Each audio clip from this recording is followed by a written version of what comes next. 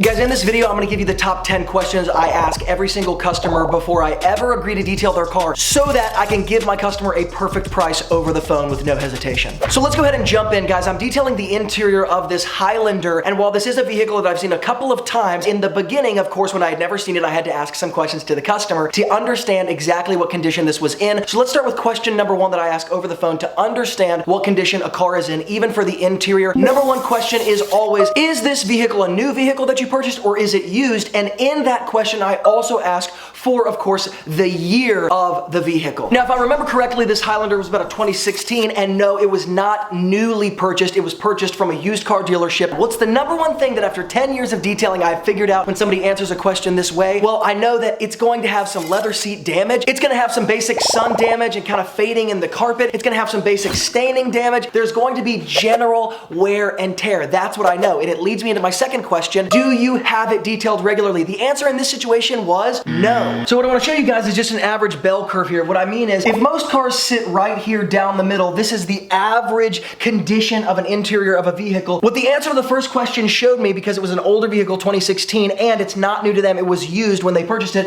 it tells me that it's probably going to sit somewhere on the below average spectrum. What the second question answered for me of, have you ever had it detailed before, or do you have it detailed on a regular basis? The answer being no. I know, once again, it reinforces it's probably going to sit again on the below average portion of this. So I'm kind of racking up points here on the below average portion based on these two questions. Now, what's the third major question that I ask that you guys must be asking, because I found after 10 years that it is literally one of the most important things, whether you're detailing the inside or the outside? Well, guys, before I tell you what that is, remember, if you missed the live business training that I hosted on Thursday night on September 15th, there's a replay available in the YouTube description box below, but it's going to be taken down in a matter of days, literally a couple days at this point. So make sure that you catch the replay before it gets taken down. It's the training where we teach you guys exactly how to make $5 grand a month in your detailing business on automatic from maintenance clients. So you don't have to go find new customers, you don't have to go hand out flyers and business cards, and you don't have to have a bunch of money to start up your business. It's been a year and a half since I last hosted a training like this, so do not miss the replay, because it's gonna be taken down and deleted just like it was last time. Do not miss this opportunity. Link in the description box below. Let's get back into the video. The third major question to ask is this vehicle garage kept? I know you're thinking, well, we're talking about the interior, right? Doesn't that affect the exterior? Yes, it affects the exterior, but I promise you, even a vehicle that sits outside is going to deeply affect the interior, because sun damage, heat, cold, the changing of seasons, people getting in and out outside instead of in a garage. It tracks in a different type of dirt. All of this stuff affects the interior. The question, is it garage kept, over 10 years I have found to be one of the most vital questions that you can ask. And in this situation, they said no, it is not garage kept. It's kept outside 100% of the time. Once again, one more tick mark of putting it below average.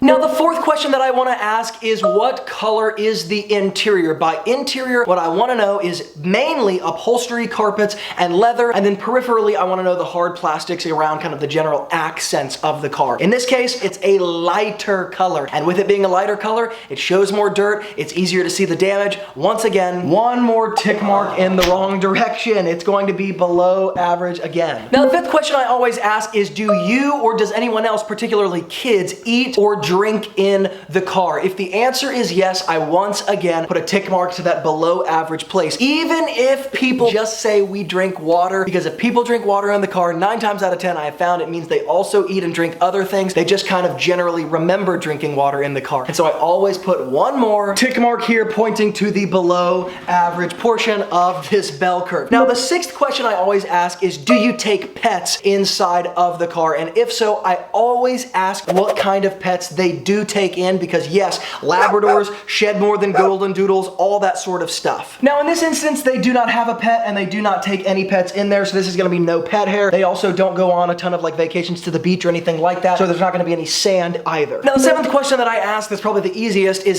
this vehicle your daily driver vehicle? Do you drive it on a daily basis? There is nothing that separates the condition of an interior more than a vehicle that is not driven on a daily basis and a vehicle that is driven on a daily basis. There's a certain type of condition that an interior is always gonna be in if it's driven on a daily basis. And this one, yes, is driven on a daily basis. Once again, putting it in that little below average section because you're gonna get normal wear and tear every single day from just being in it. Now, the last three questions that I will wrap up kind of into a back-to-back is going to be, have you had any experience with detailing in the past? What are your expectations for this detail? What would you like to see at the end? And are you at all interested in getting on a regular schedule or a maintenance plan after this particular detail? Those three questions are far more ambiguous than the first 7, but what those do is not give me an idea of the condition of their vehicle. I already have that from my first 7 questions. Those 3 questions give me an idea of who I'm dealing with the customer on the other end. For example, if they say, I've had a terrible experience with detailing in the past, I'm looking for perfection and nothing less, and no, I'm not interested in getting on a maintenance plan. What that tells me is that this person is probably gonna be relatively difficult, and after dealing with a lot of people, you start to sniff that out with questions like that. Or if they say something like,